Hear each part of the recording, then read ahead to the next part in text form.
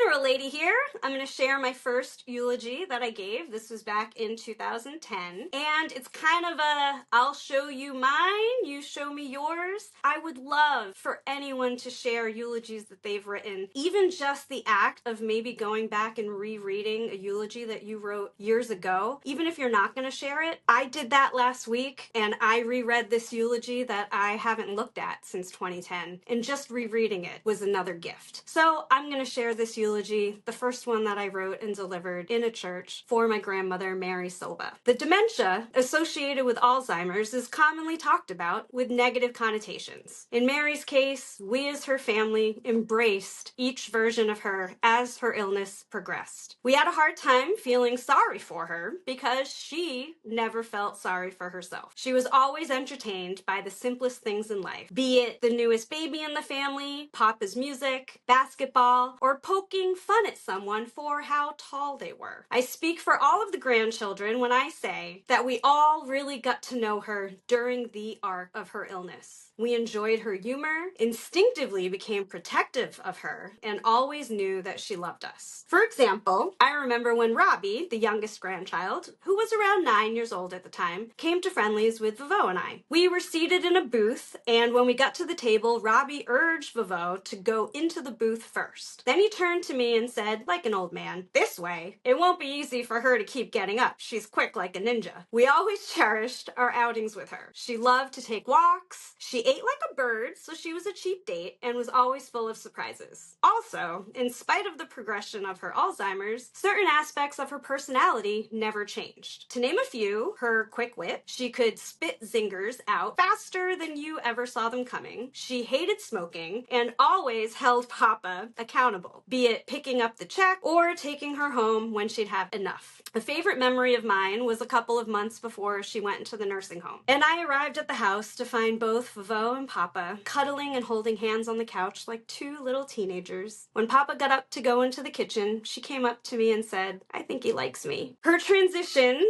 into her stay at Somerset Ridge Nursing Home was very difficult, but the process was made less painful for all of us thanks to the amazing staff there. We are deeply grateful for their enduring commitment to her and our family, and we can only hope that her happiness will be as big of a factor in heaven as well. As we did with the staff at Somerset Ridge, we'd like to give some suggestions to the angels that will be in charge of her. Not to step on any wings, but it would be nice if it was determined that everyone she came across in heaven would appear to be shorter than 5 foot 8 inches. That everywhere she went would instantly become non-smoking. That it would be forbidden to take her picture. She hated that. That she would have an unlimited supply of Beringer White Zinfandel, and that she would always have her hat and purse with her. And in that purse, I pray that there will be Papa's picture and a note card that reads, "The old man is okay. We are taking very good care of him. He wants you to wait for him, and in the meantime would like you to enjoy being yourself again. And don't worry, in the end, the old man will pick up the check."